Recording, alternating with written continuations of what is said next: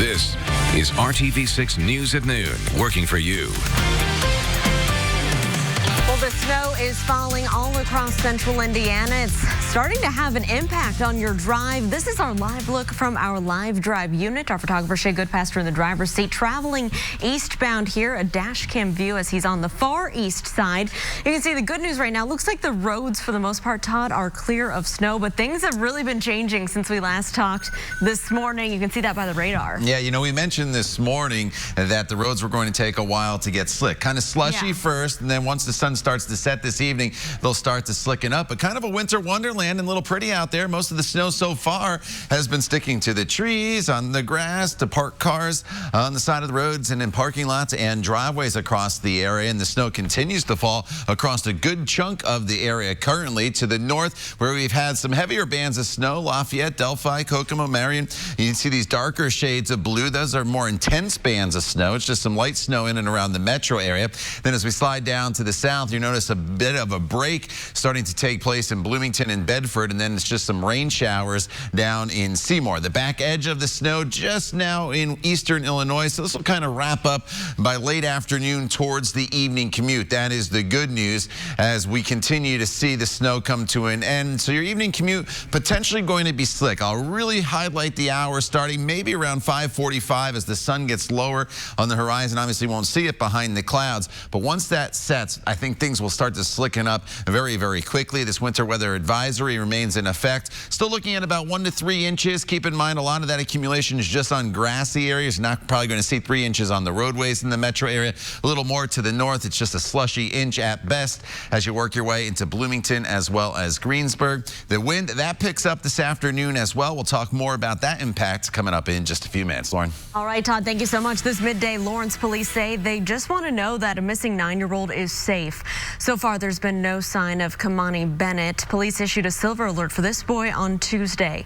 Investigators say that he was last seen Monday afternoon, according to police, and he's believed to be in extreme danger and may require medical assistance. We can tell you he has brown hair, brown eyes. He's 4 feet 2 inches tall and weighs 70 pounds. He was last seen wearing a gray shirt, light blue jeans, and tennis shoes. If you have any idea where Kamani may be, please call the Lawrence Police Department at the number on your screen. That's 317-545-7575. Subaru will be hiring more Hoosiers soon. Today, Subaru announced an expansion of its manufacturing plant in Lafayette. Subaru says it will create 350 jobs by adding a new service parts facility and transmission assembly shop. Subaru already employs almost 6,000 people at the Lafayette plant. Its only manufacturing plant outside of Asia. The company makes all of the Subaru Ascent, Impreza, Legacy, and Outback models that are sold in North America. Conflicting messages from the federal government on the coronavirus emergency. Today, President Trump on Twitter blaming the news media for making the virus look bad and for the plunge in the stock market over the previous 2 days. The president claiming the U.S. was in great shape when it comes to the virus. So far, the coronavirus has infected more than 80,000 people worldwide. Now, the Centers for Disease Control says Americans should prepare for a significant outbreak. ABC's Alex Perche says the president is scheduled to answer some questions later today. Today, new cases of coronavirus are reported in Croatia, Brazil, and Canada. The CDC saying that it's not a question of if the virus will spread more widely in the United States, but when. We are asking the American public to work with us to prepare in the expectation that this could be bad. President Trump will have a press conference with the CDC, but has insisted the situation will, quote, work out fine, tweeting, "The CDC and my administration are doing a great job of handling coronavirus." I want to start with a matter of urgency. On Capitol Hill, lawmakers continuing the debate of the country's state of readiness. The immediate risk to the American public remains low, but there is now community transmission in a number of countries, including outside of Asia, which is deeply concerning. It is alarming that the administration is proposing to take money from one emergency to pay for another. The government says it could need around 300 million masks to fight an outbreak. Right now, it only has about 30 million.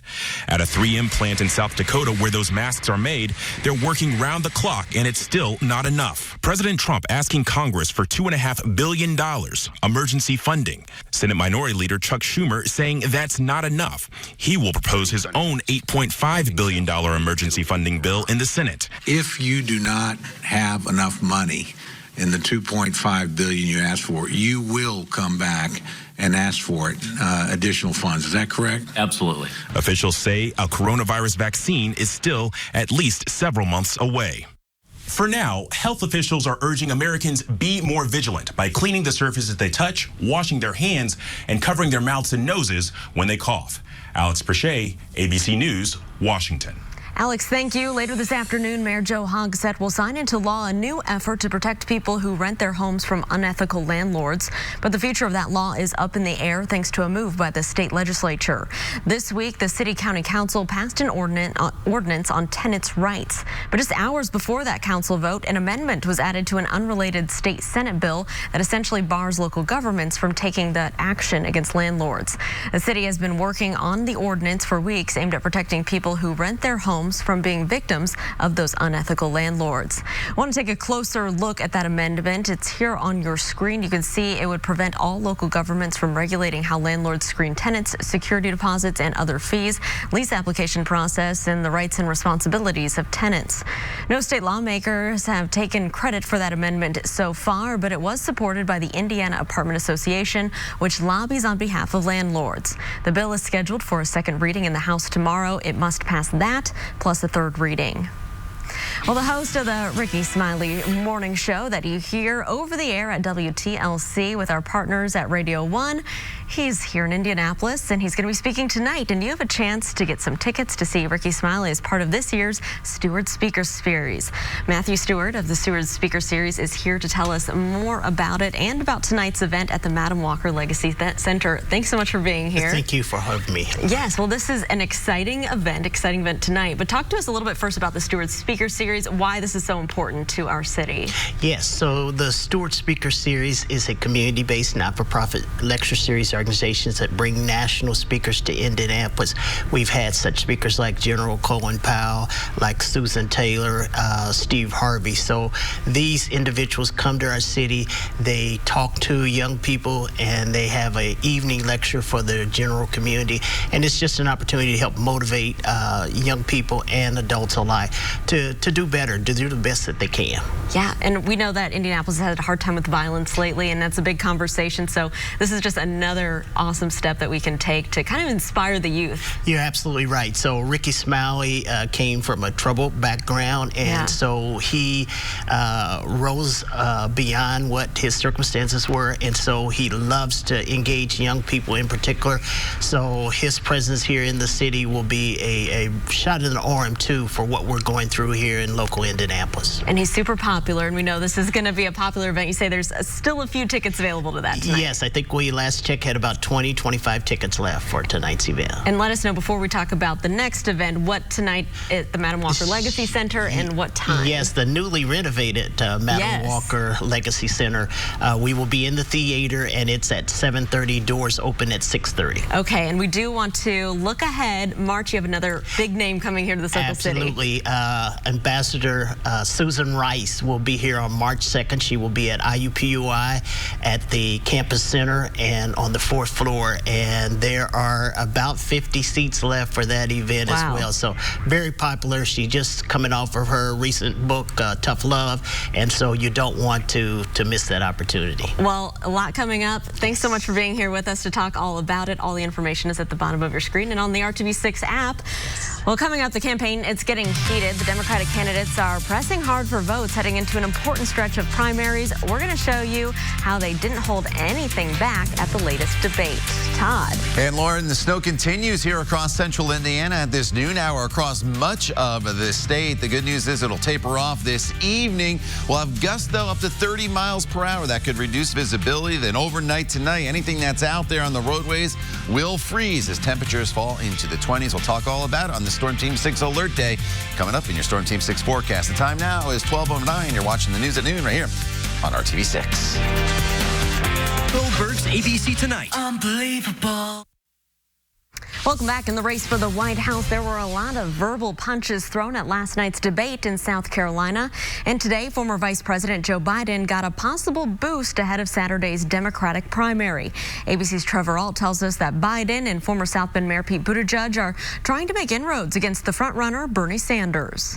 Ahead of Saturday's pivotal South Carolina primary, former Vice President Joe Biden picking up a major endorsement from Representative Jim Clyburn, one of the most influential politicians in the state. But I want the public to know that I'm voting for Joe Biden. South Carolinas should be voting for Joe Biden.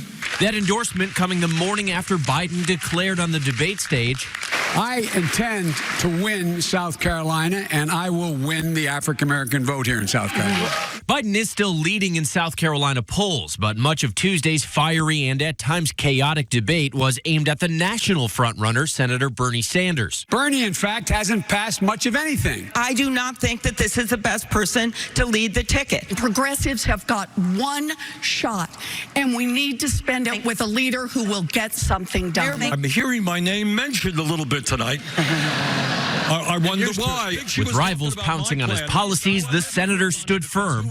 Do we think health care for all, Pete, is some kind of radical communist idea? Do we think raising the minimum wage to a living wage? That is why I am beating Trump in virtually every poll that has done and why I will defeat him. Saturday's South Carolina primary is the last before the race goes national. Super Tuesday now less than a week away, with 15 states up for grabs that day.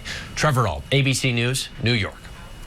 Well, it's a play about a play, but this play does not go as planned. Coming up, some special guests who are part of this week's Broadway in Indianapolis Spectacular. And we want to show you what's going on outside from our live drive vehicle westbound I-70 right now near Post Road. You can see the windshield wipers working. You can see the skies are full of precipitation. Snow coming down around central Indiana. Todd Clausen will break down what's happening the rest of the day coming up when we come back after the break. dermtrial.com or call the number on your screen. Welcome back. Today's Ash Wednesday, the beginning of Lent for Christians all around the world. And some will literally mark the day by getting ashes on their foreheads. If you can't attend a church service, there are some churches here in central Indiana offering ashes to go. Christ Church Cathedral on the Circle will be distributing them again at 4 p.m. And Northminster Presbyterian Church at 1660 Kessler Boulevard will be giving them out in the south parking lot today from 4 to 6 p.m. And if you are heading out today, maybe for your lunch hour and as you're planning your commute home, you're going to be dealing with some issues on the roads. We have wet roads, precipitation. It looks a little slushy here from our photographer, Shea Goodpaster, and Live Drive hopping over there on some of the more local streets on the east side, Todd. And you told us this is going to happen. It's going to be changing over from the rain we saw this morning to more of the snow. Yeah, you know, and I also told you this morning that during the daytime hours this time of year, unless the snow is really, really heavy, especially with warm pavement, because we've been in the 40s and 50s, it's tough for the snow to stick on the roads, but you have to be careful. As soon as the sun sets, that's when we're going to run into some issues. So I took this picture on the Monon a few years ago, and the reason I'm showing it to you is because it's a winter wonderland out there, and it's very similar to what happened a few years ago, and it happens often for that matter across central Indiana, where the snow sticks to the trees, it sticks to the grass or the dirt, but it doesn't impact the roads until that sun starts to set. And that is going to be key, because as the sun sets, temperatures fall below freezing, and that's when we're going to see some icy conditions even once the snow really wraps up and starts to come to an end. So here's where we stand right now on Storm Team 6 radar. Still light snow across a good chunk of the area with some pockets of moderate snowfall here to the north. Monticello, Logansport over towards Marion. Some light snow in and around the metro area. Mixing though with some rainfall in Seymour, even some drizzle and rain showers in Bloomington up towards the Franklin area. And the back edge of this storm system is now making its way into eastern portions of Illinois. So this is going to start to wrap up fairly quickly throughout the afternoon hours. I think we'll probably have a steady snow through about the 3 o'clock hour. Then we'll start to taper things off from west to east and just a few snow showers once we get to 6 o'clock and beyond. So your evening commute's probably going to be a little more treacherous than your morning commute, simply because, as I mentioned, once the sun starts to set, temperatures will fall below freezing pretty quickly, and that is going to allow everything to freeze across the area. So the roads may be wet now, but that wetness will turn into ice as those temperatures start to drop. So it's going to be tough to measure snow on pavement, but we're looking at about 1 to 3 inches of accumulation on grassy areas, 3 to 5 inches to the north, with those 5-inch totals being pretty far across northern central Indiana.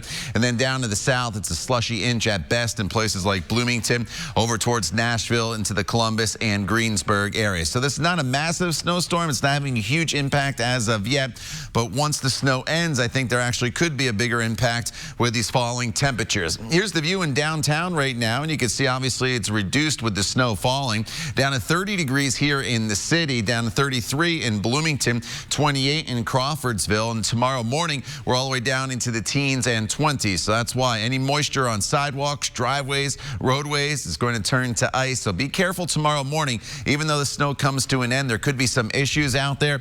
And then throughout the day tomorrow, it's a pretty quiet day of weather, partly sunny skies, but a high of only 32 degrees.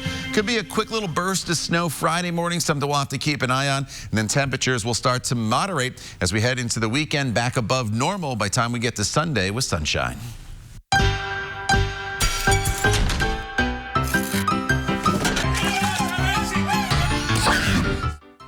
Well, if you could use a laugh, this will definitely be a place where you can find a few.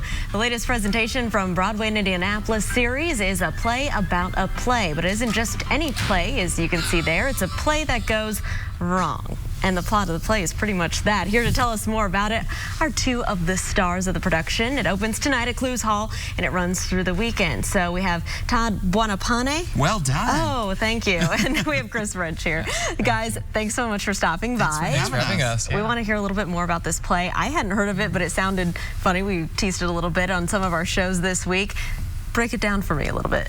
Yeah. So it's a play about a community college production of a murder mystery called The Murder at Havisham Manor, where everything that can go wrong does, and some things that you would never imagine could go wrong also goes wrong. Okay. Yeah. And so who do you guys play, and what's kind of your role in this? I play Dennis, who is playing Perkins the butler. And this is Dennis's first real play.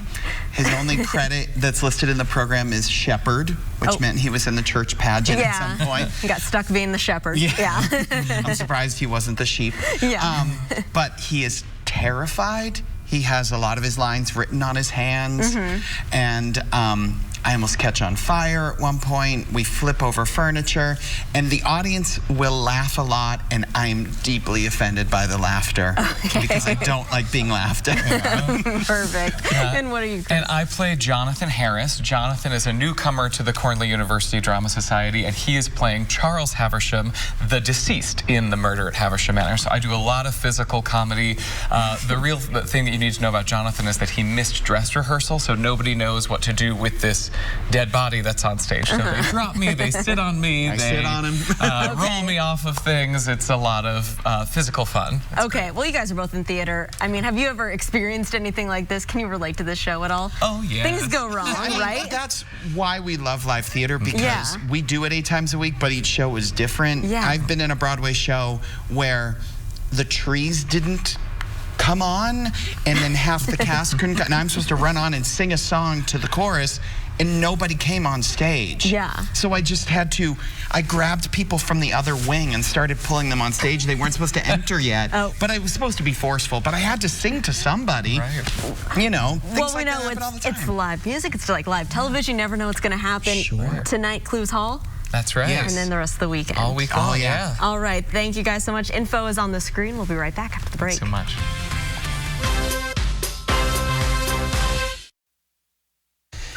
And snow continues to fall on the Storm Team 6 alert day across much of central Indiana, mixing with some rain to the south. But you also notice the snow starting to wrap up towards Bloomington. As we progress throughout the afternoon hours, the snow will come to an end from west to east. And by the evening commute, about 1 to 3 inches, mainly on grassy areas, 3 to 5 to the north, a slushy inch to the south. But Lauren, the key time will be, even once the snow ends towards the evening commute, as that sun starts to set, temperatures below freezing, going to slicken up really quick. All right, Todd, thank you so much. Keep an eye on those roads as you head home tonight and tomorrow morning. And for any refreezing, this is a look on Washington Street heading back towards downtown. No major issues out there right now. That's according to Shay Goodpaster.